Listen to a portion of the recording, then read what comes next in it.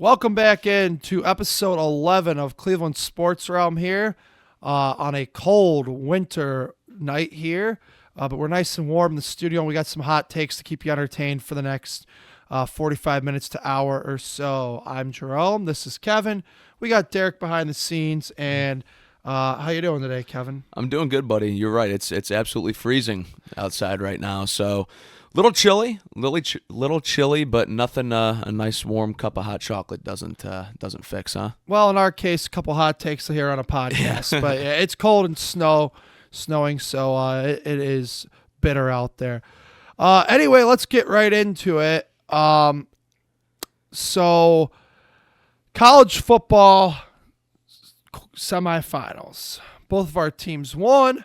Both of our teams will be in the national championship. If you've been following along, you projected Ohio State, Penn State. I projected this, and I will give myself a pat on the back. I've been wrong plenty of times on this podcast, but I was totally right about saying Notre Dame by 3. It happened. I said Buckeyes by 17. I was 3 points off, but nonetheless, they won by 2 touchdowns. Kevin, let's go in order of the way the games happened. Let's talk about your game first. Overall thoughts on Notre Dame's win down there in the Orange Bowl over the Nittany Lions. Yeah, it seemed like obviously it's actually pretty cool. You know, Marcus Freeman now the first black head coach in NCAA championship history, which was going to be the result no matter what based off of that matchup, James Franklin versus Marcus Freeman. And it also seemed like going into that game, just the universities, Notre Dame and Penn State, it was almost like the battle of two teams who couldn't get that big win, especially over the last 10 years or so. I was glad to see the Irish come out on top. James Franklin still known for choking late.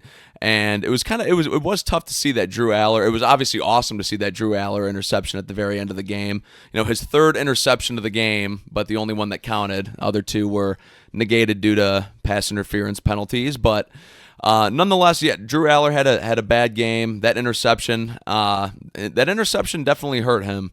Obviously, end of the season for Penn State as a result, and obviously he now going to be coming back to Penn State. He had already announced it, but that almost seemed like the nail in the coffin for him going back. Yeah, that kid's not ready to go pro yet, in my opinion. Not at all. But Notre Dame's defense, very, very good and physical throughout the game. I actually thought a couple of the pass interference penalties against Notre Dame were a crock of crap, to be perfectly honest. Yeah, I thought so too. I didn't know if I was biased or not, so thank you for No, I definitely that thought that.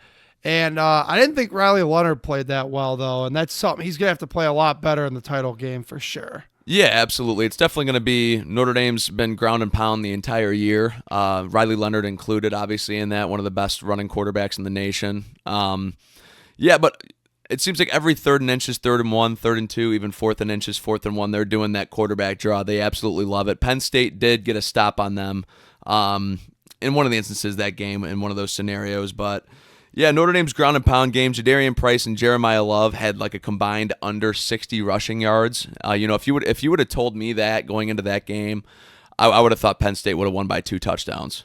Yeah, absolutely. And I thought the key for Notre Dame was unsung hero was the backup quarterback, Steve Angeli. Because they had not done anything on offense, and I mean nothing.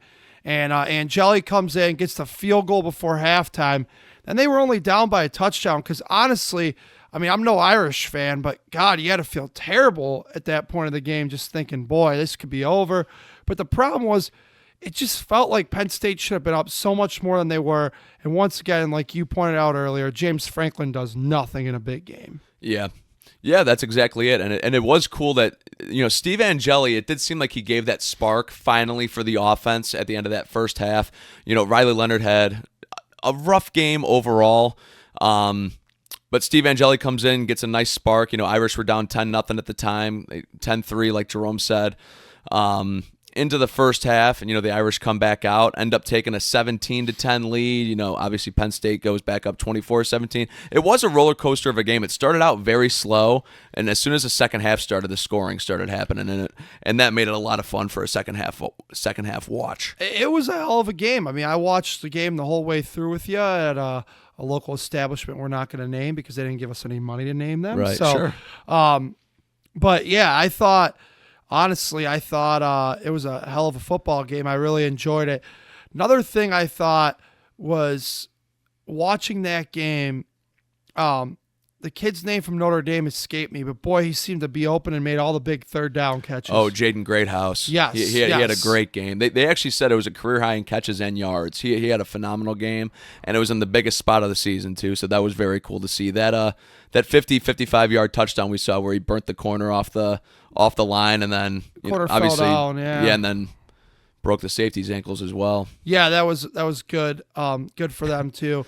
And like I said, overall, I thought Notre Dame probably played the game that, they played really good defense.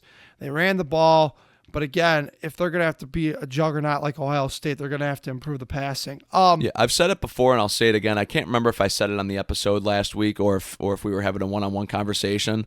I think Notre Dame's only chance at beating Ohio State is to win the turnover battle.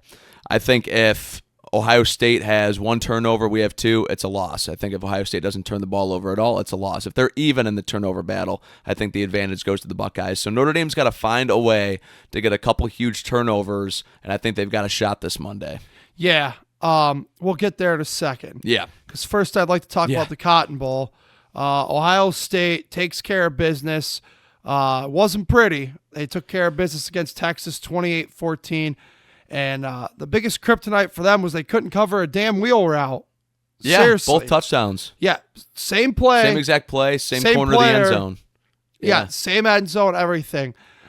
Jack Sawyer's play as a Buckeye fan was probably one of my favorite of all time. I'm not saying it was the favorite, but it was one of my favorites of all time. What a play.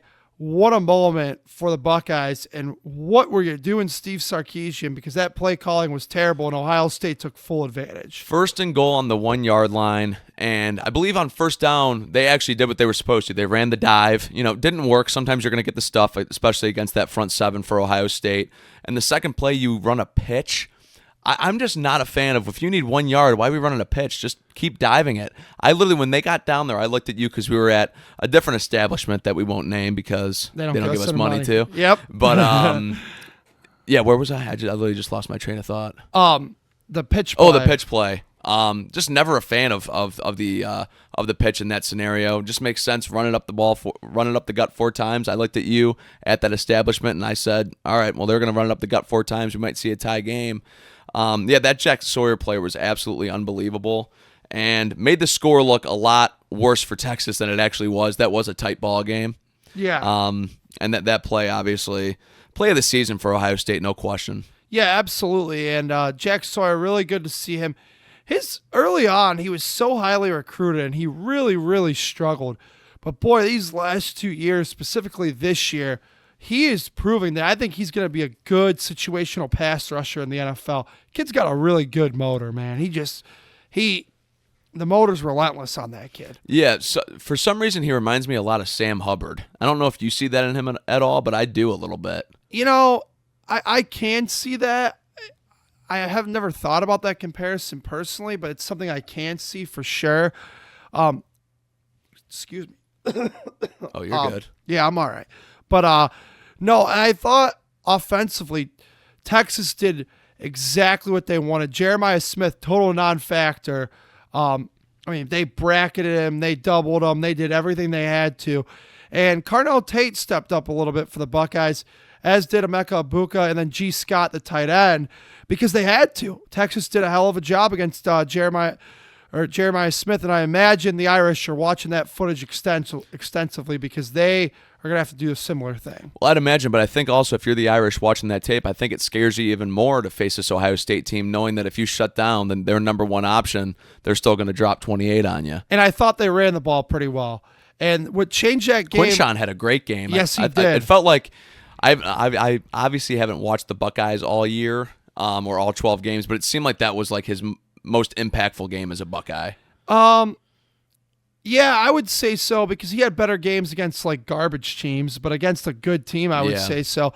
Like the impact being felt. What changed that game though was Texas gets a score, the first wheel route score, and then right before half, Ohio State with 25 seconds left, everyone thinks they're going to knee it. Screen pass to Travion Henderson, completely Longhorns catches them completely off guard, Kevin. And Travion, they had so many offensive linemen in front of them. Kirk Herbstreit said on the broadcast, the linemen didn't even have guys to block. He just had a free run to the end zone. I was jumping up and down, going crazy. It was awesome. Very exciting. And, boy, I'll tell you what, that was a game-changing play. I thought that was the entire game right there. I thought as soon as that happened, if this game came to a 1 or 2 score game like it did, like you're going to look at that play as the entire momentum shift in that game. It was. I cannot believe that play happened. Yeah, that was awesome. And then, of course, Jack Sawyer at the end, right. doing what he had to do to win the Buckeyes their way into the national championship. So now both of our teams, how about it, are in the title game here in this 2024 college football season. The Ohio State Buckeyes against the Notre Dame Fighting Irish, the 7 and 8 seeds. Once again, proving those teams who got a bye really didn't do a damn thing for them. Well, then it just also proves how many more playoff teams we actually should have been having all these years prior. Yeah, I think that's a great point too. Early books here, you're seeing Ohio State 9.5 point favorites, which I don't know if you agree. I feel is probably about right where it should be. When we look at this game, this is the best Notre Dame defense I remember in a long time. Super explosive Ohio State offense that didn't really get explosive last week against Texas. Texas gave you the blueprint, showed you the way, but this Ohio State defense is elite too. I like the Buckeyes to win this game, obviously. I think by about 14 to 17 points is roughly what it'll be. End up being the difference. I think Notre Dame's defense is outstanding. I just don't see their offense being able to compete in this game. Yeah, I probably like Ohio State by about a touchdown. I don't think it's going to get to 2 or 2.5 scores, but I do like Ohio State by a touchdown. Obviously, 2 great defenses that we're looking at. I'll counter. This is the best Notre Dame defense I can remember since the Manti Te'o year where we went to the national championship, because we literally got to that championship game based solely off of the defense. Right. Now, this offense is a little bit better than that offense, in my opinion. Better run game, but looking at the defenses, very, very comparable in terms of skill and rank. Offensively, obviously, Ohio State just a much, much more explosive offense. Notre Dame, they take their 5 to 10 yards each play. That's where Ohio State at some point might get a 60-yarder. It's just the pace of play is so much different of these offenses. It's going to be weird to see how it plays out. But I think Notre Dame's going to be able to hang around in there. I don't think they're ever going to be down by 2.5 to 3 touchdowns at any point. I think they're always going to stay in that 10-point marker. And I'm hoping that they can overcome that 10-point marker and hopefully bring the first championship I've ever seen. Yeah. First of your lifetime. That'd be great for you. I have no plans of hoping or letting it happen. I mean, I can't do anything personally, but I hope my team shows up, doesn't let it happen. Sorry. Nothing against you personally. I want Ohio State to win one. Well, regardless of what happens this game, you're going to get the fire Ryan Day comments from your which fan base. At this point, I've even laid off that, and I was a big proponent. Obviously, they're in the championship game. Yeah, I think it's a little bit ludicrous to do that. I mean, the way they've played this playoff, he's had them ready to play. Like you said, there was a lot of talent in this playoff, a lot of really good teams. So, I'm not going to sit here and say if they lose to Notre Dame, fire Ryan Day. Now, Marcus Freeman, interesting game for him. He played at Ohio State. He's an Ohio State alumni, Yep. Notre Dame head coach. So I'm sure this game means a hell of a lot to him. Oh, you would have to imagine. Obviously going up against your old team. Obviously it has to mean a lot to Marcus Freeman. I'm sure he's going to have the boys ready to play.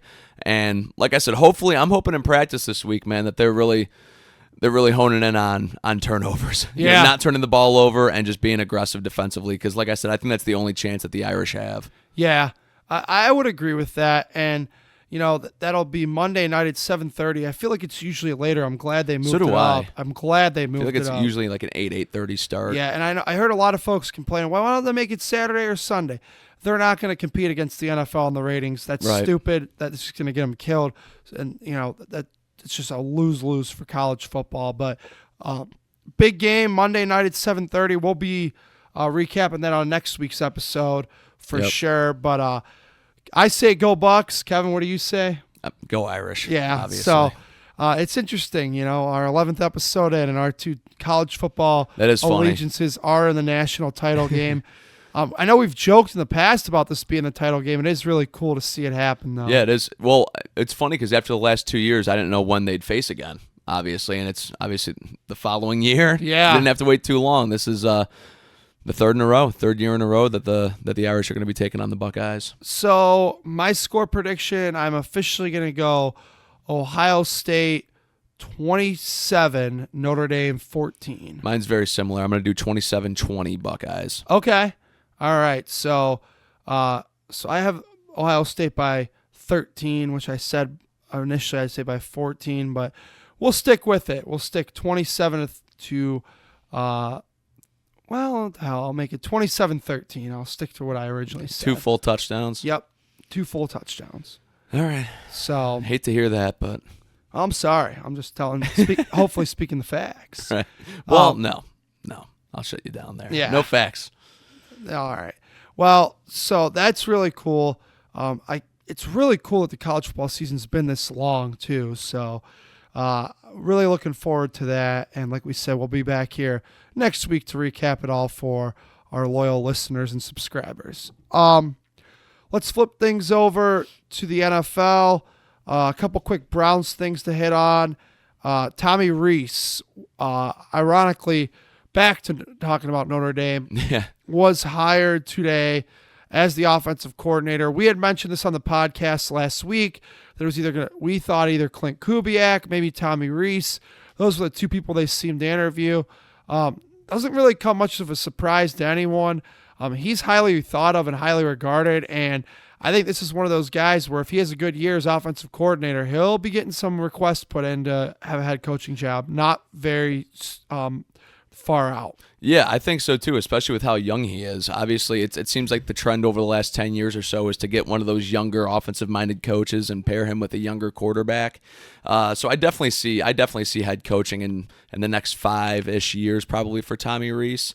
I like the hire itself too. I know that probably sounds a little bit biased with me being the Notre Dame fan that I am and watching him for so many years, but I like promoting from within there. I know I heard a couple people making fun of, well, we're really promoting from within from a 3-14 football team. But hey, if you've got some talent in the organization, you can't just blow it up just because they're part of something that's right. Just because they're on the sinking ship, I should say. Yeah, I agree with everything you hit on there. I had no problem with Tommy Rees.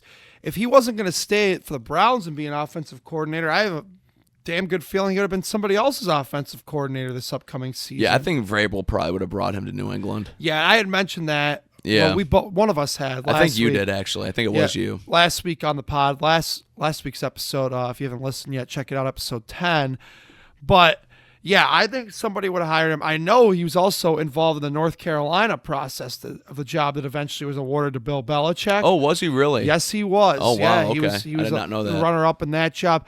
He's only 32, but he is highly, highly regarded of. And obviously, when you are the offensive coordinator at a national brand like Notre Dame in your 20s, Nick Saban has you as his offensive coordinator by age 30.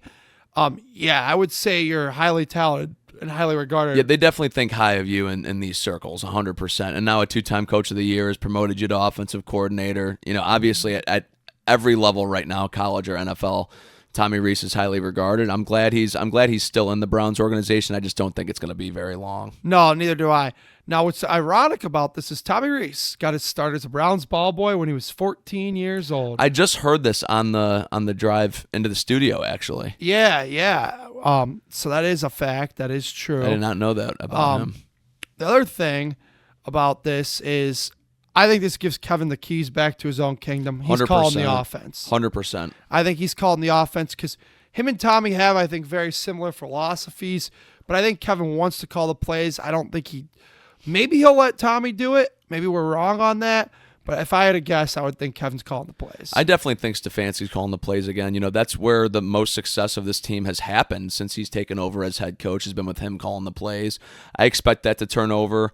And hopefully Andrew Berry gives him a little bit of leeway in the offseason now to kind of help in this quarterback search for us going into next year, to have somebody actually fit his system that he wants. Exactly. And Kevin Kevin should be very involved in picking the quarterback. I 100% agree. And quite honestly, so should Tommy Rees. If he's that highly regarded and that highly thought of, let him have a little input. Maybe you don't go with his guy, but let him at least throw his opinion around in some meetings and whatnot. Yeah, I think so. I mean, if he's not doing that, what is he actually doing? Because he sure as hell ain't calling plays. Well, he's, coming up with a game plan and this and that. Yeah, but, maybe he will. I don't know. Clint Kubiak was a name I threw out on the podcast last week. I wouldn't have minded that either. I know they interviewed him, but this almost felt like Tommy Rees's job to lose all along. It did. I saw Brad Stainbrook actually had tweeted out that basically Rees was the number one option the whole time. They just wanted to at least bring in interviews, which is always smart. You always want to see if there is actually somebody you might like a little bit more. And Clint Kubiak would have been probably top three to four on my board as well in terms of people who I would have wanted to see as the offensive coordinator as well, just because of the familiarity he has with Kevin Stefanski. It would have been nice to see him, but I'm glad they promoted Rees. Right, and then obviously to your Clint Kubiak point, Kevin's offense is the zone schemes. Right, it's basically that was the Gary Kubiak offense. That is right. He passed it right down to Clint. Right. So Tommy Rees is the Browns' offensive coordinator. Not much else to say there. Deshaun Watson retore his Achilles, Kevin. Already the deep side. I don't really know where I want to go with this. Let me try to be respectful of someone who just suffered a major injury and probably won't play football again. Yeah, and major injury to sounds like the same leg for the second time in 4 months. Let me try to be as respectful as possible. If he was following all the orders and all the rehab and doing things as was put in front of him and he was instructed to do and did this and tore his Achilles, I feel very sorry for him because this is probably it for him as an NFL player. I thought it was it beforehand. Now you re-tear it. I think it's definitely it. On the flip side, if you weren't listening and you weren't in your walking boot and you didn't follow instructions from the trainers and the doctors, I don't really have any sympathy for you. Sorry. Should have been listening. Should have followed your rehab agenda. Maybe stop dancing a little less on TikTok. I'm not saying I know one way or the other. There's a lot of people online who have opinions on it. I could see it. I don't really know. I can't tell you that I've heard anything officially or anybody's told me anything officially. I don't know. But if you did this and were dancing on TikTok and not following orders and not in your walking boot, I don't feel sorry for you. It's going to be very interesting to see how this plays out because I was hearing this morning of potential of there actually being lawsuits around this and the Browns trying to get their money back from the contract if he wasn't following protocol. And then I believe it was Albert Breer. I apologize if I'm quoting the wrong person, but he was basically saying that the Watsons are basically going to be like, well, then you're coming after my money. We're going to counterfile a lawsuit. And it's like, oh, my God. Now is Cleveland just lawsuit central now? Did you hear what else is going on today? Yeah, of course. The city. The city's finally going to sue the Browns over the Modell law. Yeah. And we'll get into that. We'll touch upon that here in a second. Again, I said earlier on this podcast, of course, everyone who's listening and follow along knows that I can't stand Deshaun Watson. I don't need to go down that road tonight. Man just probably ended his football career. Yeah. But I thought it was over beforehand because he has literally not played good in now officially half a decade. Now with all this money, I mean, who the hell is going to consider bringing this guy in? I mean, it's done. It's over. It's kaput. Even if you bring him on as a practice squad player, which, to be honest, I don't even think Deshaun Watson would accept at this point in his career. He'd never accept anything but a starting role, I don't think. Yeah, I don't think so either. He's so arrogant and so into himself, he doesn't see that he stinks. I agree. He doesn't see that his skills have horrifically diminished. I agree, and I don't see him ever really even taking like a 1-year, $4 million deal to battle for a starting job. Like, I don't see that. I think it's got to be like a serious bag in order for him to consider even signing another NFL contract. And ain't nobody giving it to you, Deshaun. Yeah, nobody giving that to you. Absolutely not.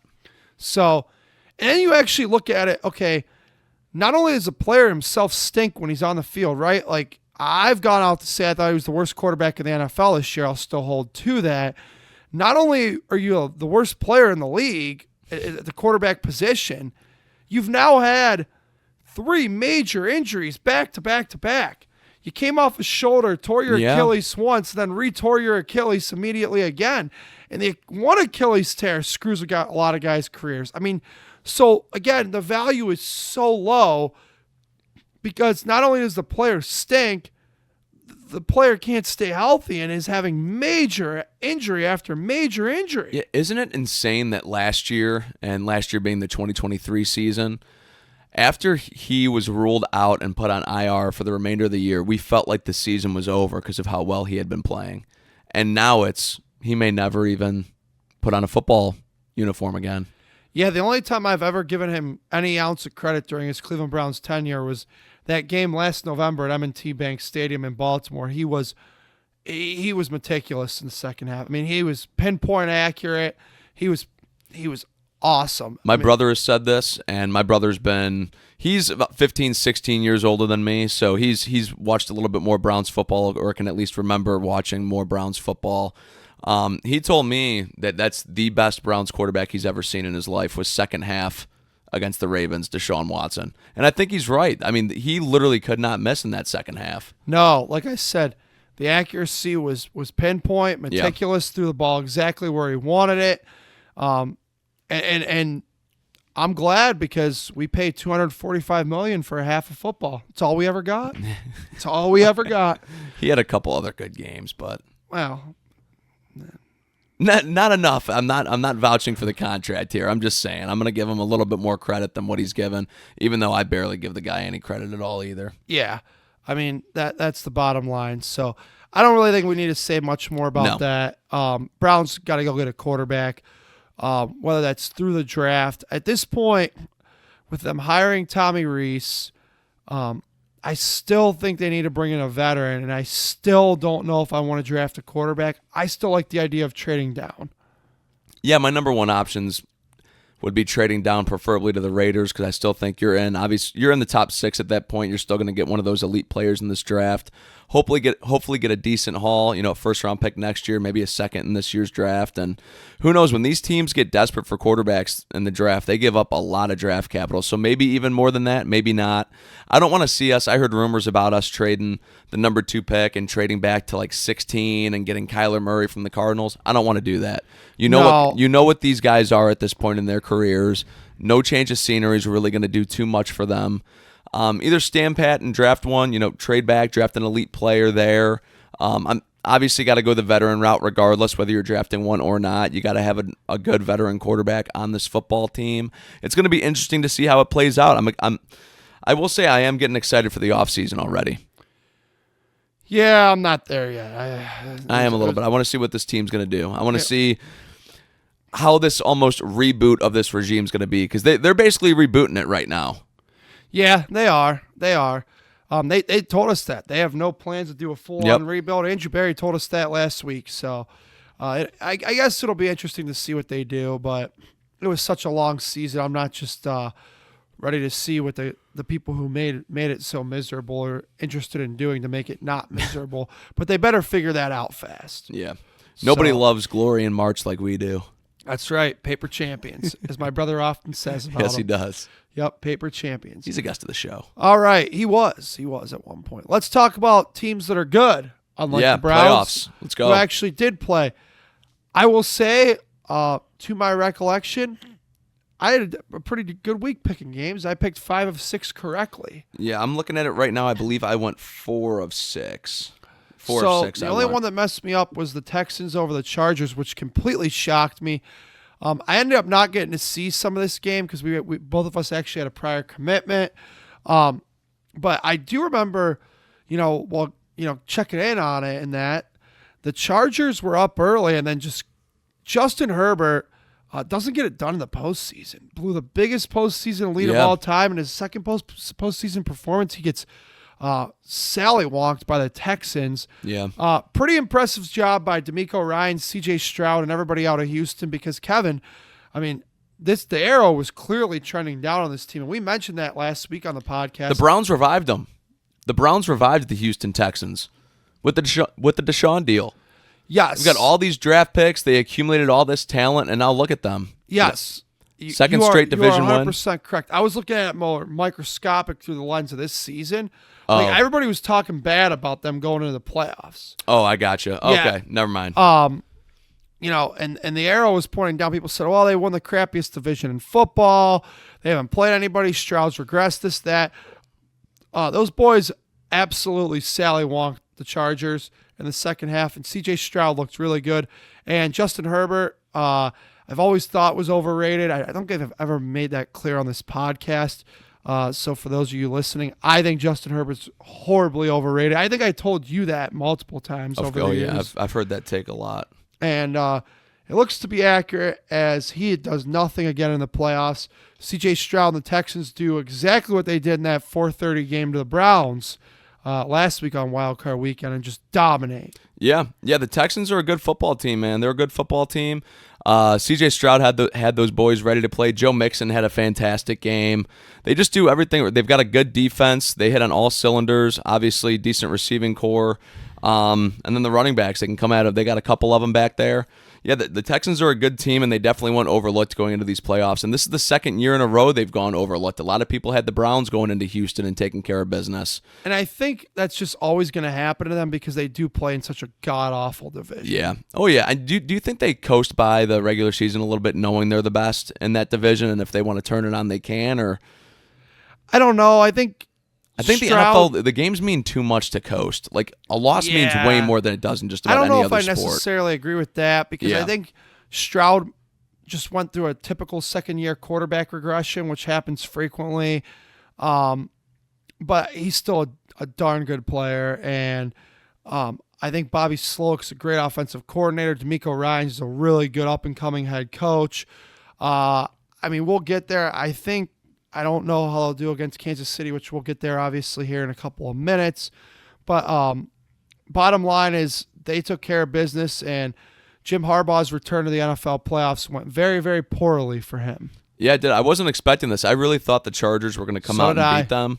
I was a believer in this Chargers team. I really was. I believed in them on all cylinders. And much like the Texans, they've got, an average defense but a very good offense. So I thought that I thought it was going to be a very good game, and it just wasn't that. It was disappointing. I thought the Chargers defense was a little bit better with Jim Harbaugh bringing Jesse Minter there from Michigan as the defensive coordinator.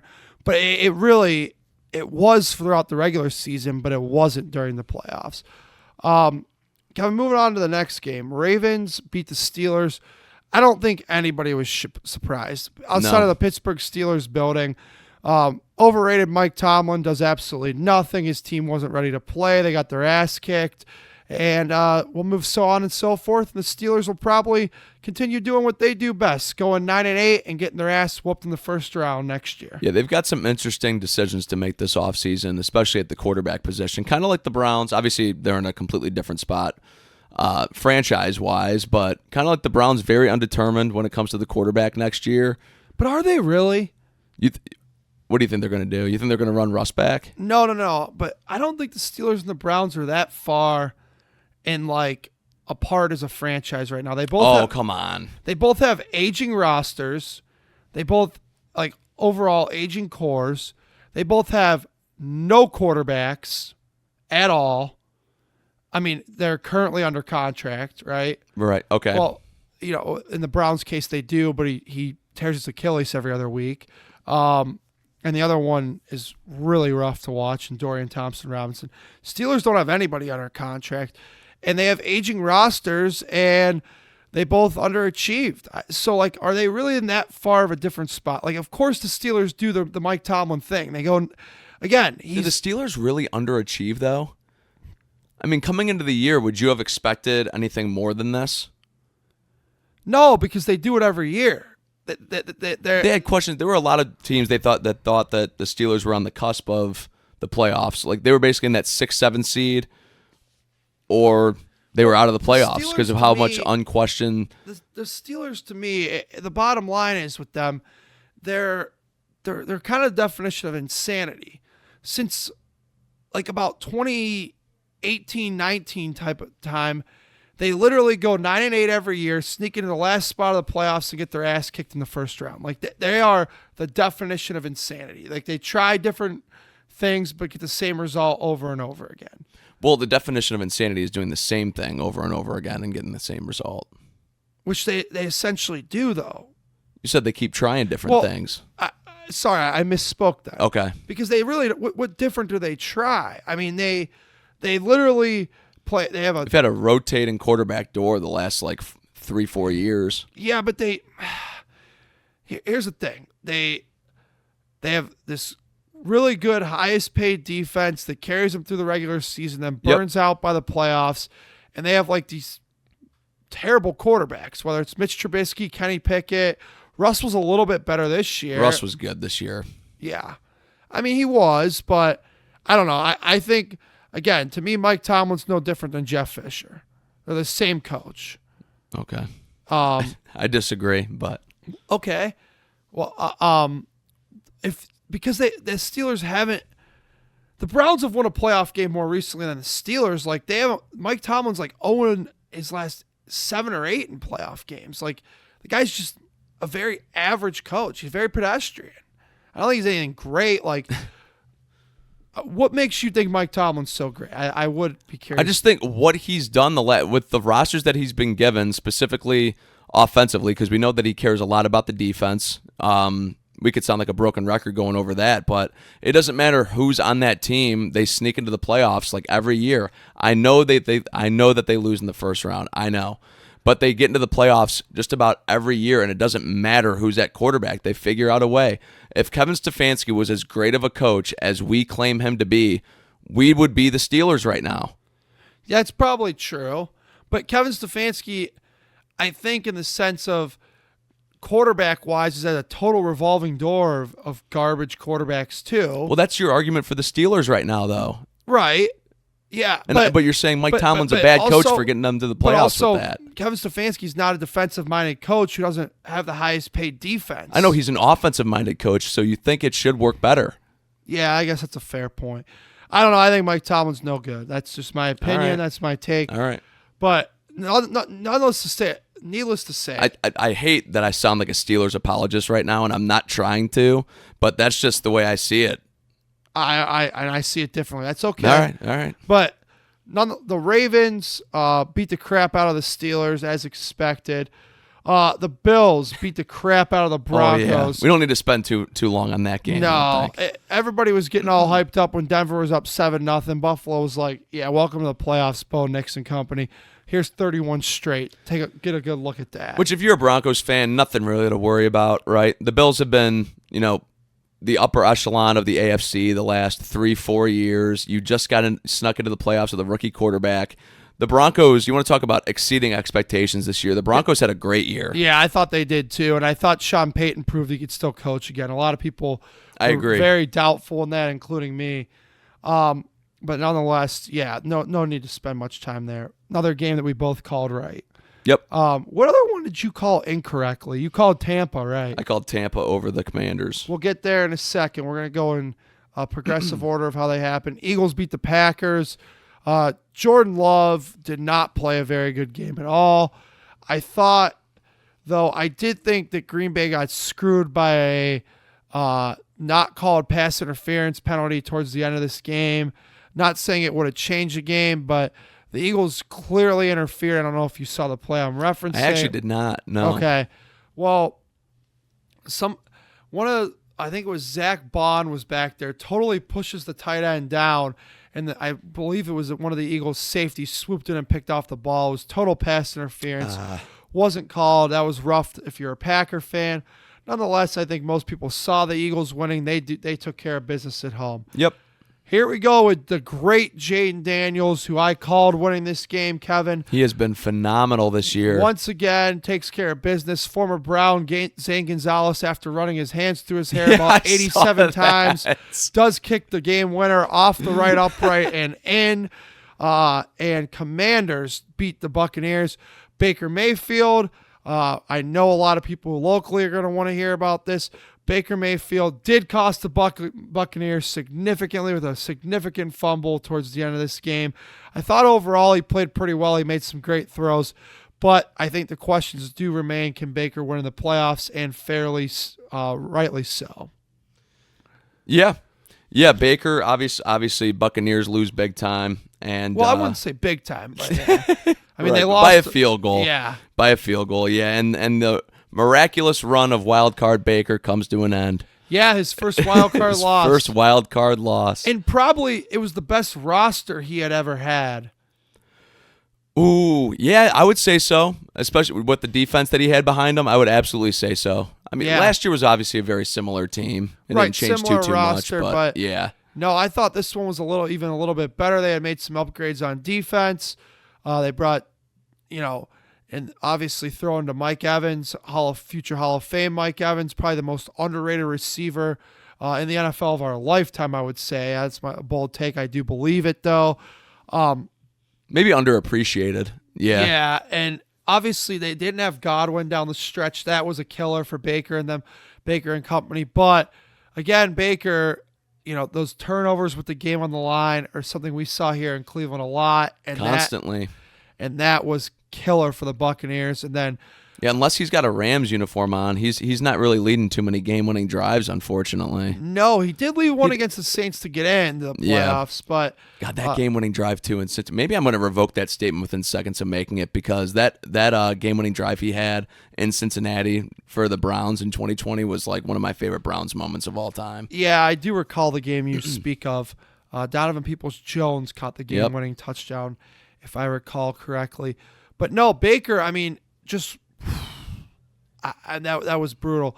But I was happy to see Jaden Daniels. I think the kid's phenomenal. Got a great head on his shoulders.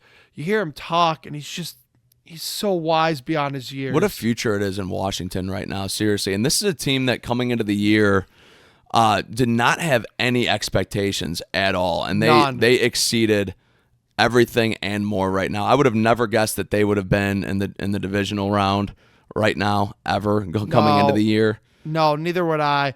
The present for them underneath the Christmas tree is not going to be fun, though. Dan Campbell and his Lions, as the number 1 seed, are waiting. Vikings, after a great regular season, as they so often do in their franchise and fans' tortured history, absolutely gets sallywonked by the Rams. This game was moved to Arizona. Obviously, our thoughts and prayers with all the LA wildfire victims, man. That's not it's nasty a good there thing right now going on out there. Very scary situation, like you just said. Nonetheless, game gets moved. Sean McVay, Matt Stafford, those guys have done it once or twice in the playoffs. They know a thing or two. They take care of it. And Sam Darnold, over the last 2 weeks, has probably lost himself about $20 million. Yeah, he absolutely has. And honestly, this game, we both called this game right? The Rams game, Rams winning. Yeah, it just came down to you're going to trust Matt Stafford in the playoffs. He's won a Super Bowl. I'm not going to trust Sam Darnold yet. I know that the Vikings had a phenomenal year. And what a disappointing end to it, man. What a disappointing end. But that's how it always ends for the Vikings and their fans. You talk to people who are Vikings fans. But not even Minnesota-wise. Just as a football fan watching, whatever their record, what were they, 13-4? Yeah. And you can't even host a playoff game with that record. That's like almost unheard of. And then you get bounced in the first round. It's definitely sucks to be a Vikings fan right now. Yeah, absolutely. And like I said, you look over their franchise's history, they have had some of the most brutal playoff losses, and I mean, in my lifetime that I can recall. Blair Walsh. Yeah, but is there a better playoff win of the last decade than that Stephon Diggs touchdown? The Minnesota Miracle? Yeah. That was pretty awesome. That might be that win was unbelievable. Yeah. It was, but then they'd go the following week and got absolutely sallywonked by the Eagles in the NFC title game. Like, so they always seem to get tortured in the playoffs, Vikings fans. And I do feel for them. I think last night solidified, though, that Sam Darnold's probably not going to be back. So anybody, and I know a lot of folks talk about this on Twitter for the Browns, maybe the Steelers, the Jets, other teams of trading for J.J. McCarthy. That's, I think, is completely off the table. Sam Darnold's not going back to Minnesota after the way They got to have an awful taste in their mouth the way this thing ended. Yeah, I got to wonder what kind of contract he's looking at. We were talking about, I don't think we had mentioned it specifically on the podcast. We may have, but the potential of Sam Darnold maybe being the next Browns quarterback, and how that wasn't even in the picture 3-4 weeks ago because of the amount of money we thought he might demand. And now it's like maybe we can kick the tires on the Sam Darnold. Absolutely. Like I said, he lost a lot of money. Rams, I know, shout out to our buddy Phil Yan. He has mentioned for weeks he thinks they are going to come out of the NFC. Well, they haven't. They got to win 2 more games. No, I know, but they are getting hot at the right time. And when you have a coach as good as McVay and a quarterback as good as Stafford, it's hard to rule them out. And they are, I think, going to give Philly a game. So let's preview our divisional round games here. We'll start Saturday afternoon with the Texans going to Arrowhead. As we know, the AFC playoffs for about the last half decade, if not longer, have ran through Arrowhead, Kevin. I mean, I think it's just you don't bet against the Chiefs in the playoffs. Give me the Chiefs. I'm doing the same exact thing as you are. Yeah. It's like betting against Brady and the Patriots, 15 years ago. I'm not doing it. Exactly. The AFC playoffs used to run through Gillette, and they just moved themselves from the East Coast to the Midwest or to the Central Great Plains, and they have stayed there for quite a while now. Yeah, they passed the torch. Yep, absolutely. The great Jaden Daniels, stupid Dan Quinn. The great Daniels. And the stupid Dan Quinn, after a couple decisions he made that game, they won in despite of him. They go to take on Dan Campbell, bite your kneecaps off, and Jared Goff and the Detroit Lions. As great as Washington's season has been, I think this is just too tall of a mountain for them to climb. I like the Lions. I like the Lions too. I could see this being like an upset special though. I don't think it will be, but it would not shock me just with the momentum that the Commanders have right now going into that stadium. Obviously, the Detroit fans are gonna be well known there. It's gonna be very loud. Washington's gonna have to overcome that. I could see them doing it though, but still give me the Lions by 10. Yeah, I like the Lions. I'm gonna say by 10 too. I like that. Number 4, the LA Rams go to Philadelphia to play the Eagles. I know a lot of people like the Eagles take it coming out of the NFC. I'm going to call an upset here on CSR. I like the Rams in this game in Philadelphia. The Rams defense played outstanding. Sacked Darnold 9 times on Monday night. I like the Los Angeles Rams to pull this upset off. I still don't trust that Nick Sirianni character in the playoffs. I'm not a huge Sirianni guy. I am a huge Sean McVay guy. But I believe in the Eagles this year. I've been on record. I've said it for probably a month. You have them going to the Super Bowl, right, Derek? I have them winning the whole thing. Wasn't that what he predicted last week? Yeah, it is. I think you did, yeah. Yeah, it is. I had Eagles over Ravens. Yep. But I love Sean McVay, love Matt Stafford, and not a huge Sirianni guy, but like I said, that entire Eagles team, that organization, I just believe in the way that they do things there. I think it's going to be tough to go into Philly and beat them. I've got the Eagles by probably less than a touchdown. I like the Rams by a field goal. Okay. Game-winning field goal on the road and send those miserable people in Philadelphia home to be they are the worst, aren't they? Brutal. Horrible. Number 3, the Ravens. At number 2, the Bills. They save it for a Sunday 6:30 game on CBS. This is the game I think most folks are interested in. Probably will be the highest rated. This is going to be a big one. I like Buffalo at home, though. I still don't believe in Lamar Jackson in the playoffs. Just because he beat the Steelers at home doesn't give me any more faith that he's going to win a big game on the road. I know that Baltimore beat the crap out of them in the regular season, but them being the Bills, I like Josh Allen, Khalil Shakir, James Cook, and the Buffalo Bills at home. I think it's going to be a very, very close game, but I like Buffalo this year. That's my Super Bowl pick on record that I gave to Derek last week. So I think it's going to be a hell of a game. I do like the Bills, though. Whoever wins this game, I said it last week, I'll say it again, whoever wins this game is going to the Super Bowl. I had a hard time picking it last week.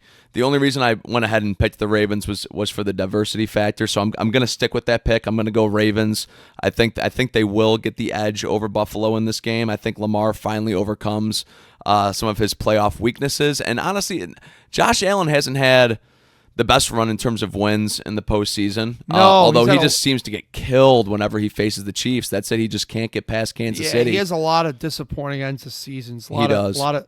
Yeah. And some of them, I will say, they're not due to his fault. All of them. No, it's not like he's choked the game away. It's not like anything like that. They just haven't had the better team than the Chiefs pretty much every year that they've gone against them. It's just as simple as that. I'm looking forward to this battle because it's MVP candidate versus MVP candidate.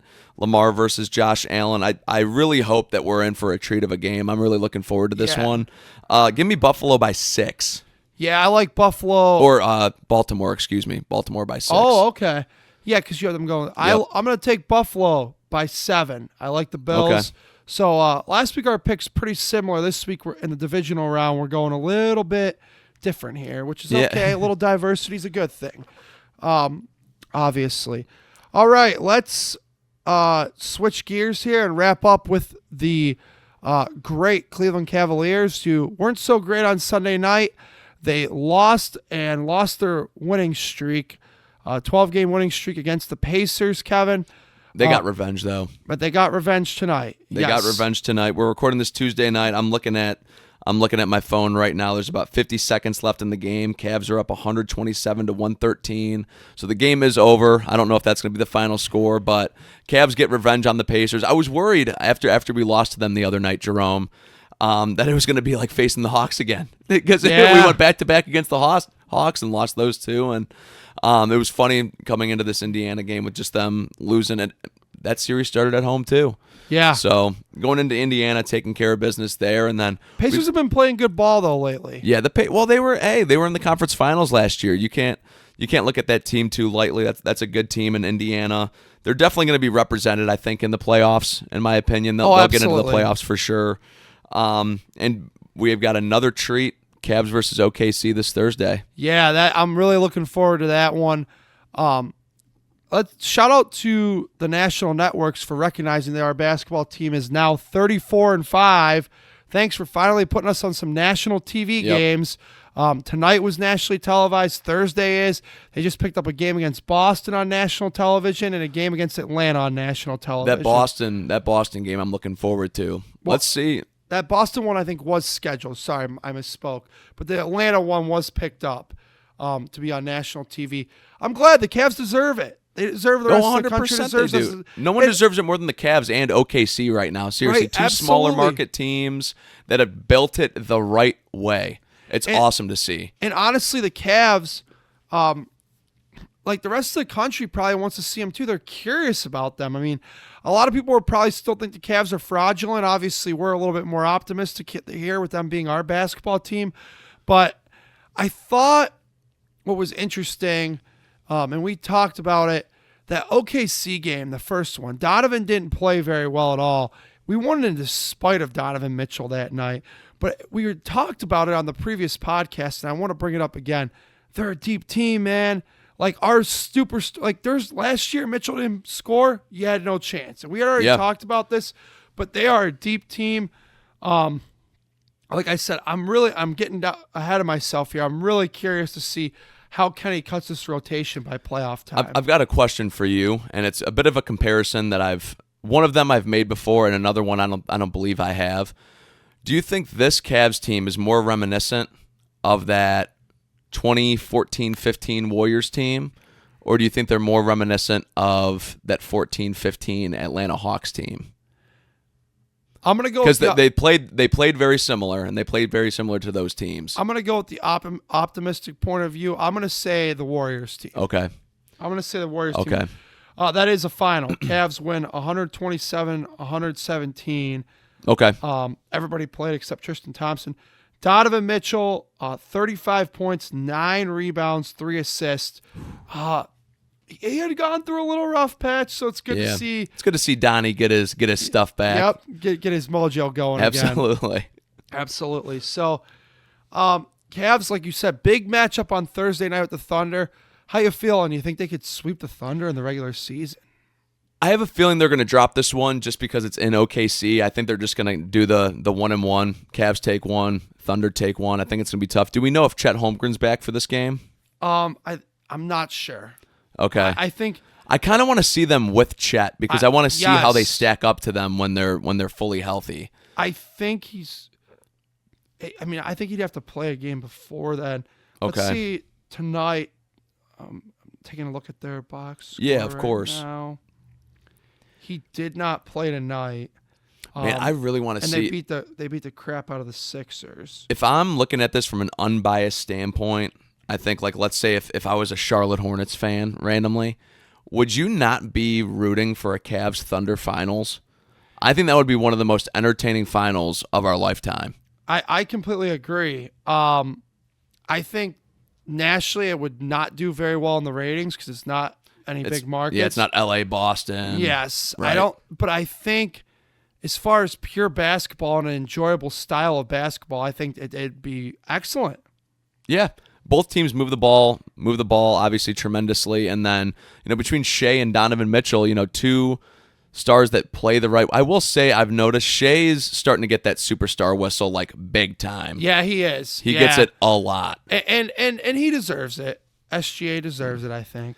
I don't like the superstar whistle. Yeah, but it is what it is. It's a part of the NBA, unfortunately. I know it is, but I'm not a can't fan stand either. it. I can't stand it either.